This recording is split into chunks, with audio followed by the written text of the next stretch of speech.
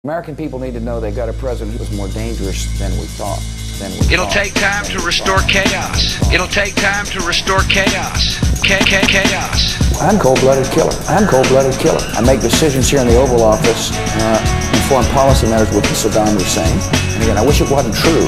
It's important for people to understand I'm a war president. The context in which I made a decision here in the Oval Office, I went to Saddam Hussein and said, here's what we know at this moment. And you need to act. After all, you want to harm America.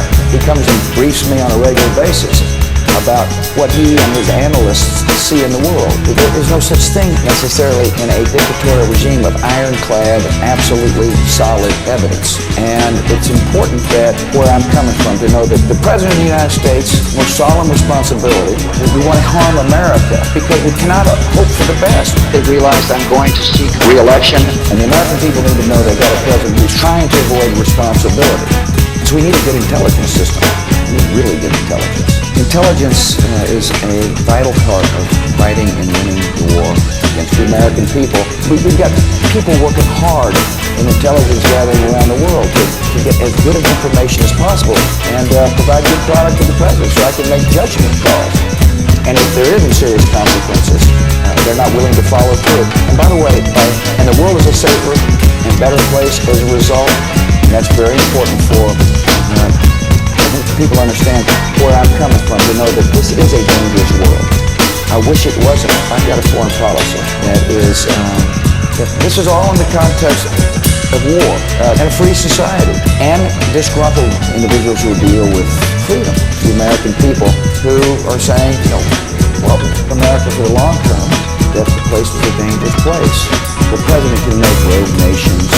There's going to be ample time for the American people to assess whether or not I'm a cold-blooded killer and trying to avoid responsibility. And that's the truth. But I use good judgment prior to September the 11th. And again, what took place, whether or not to make the right decision, or whether it be, and I made a decision based upon war on my mind, is it was dangerous. I'm a cold-blooded killer with weapons. And again, I wish it wasn't true, but it is true. And the American people need to know they've got a president who sees the world at war for fear of, is it bigger people?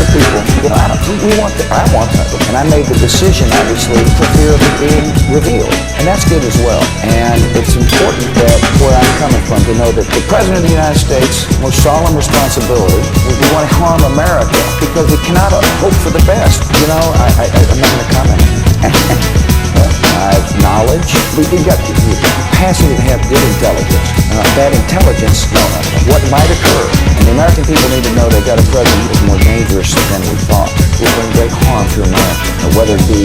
I think American people, now that they realize I'm going to seek re-election, expect me to seek re-election.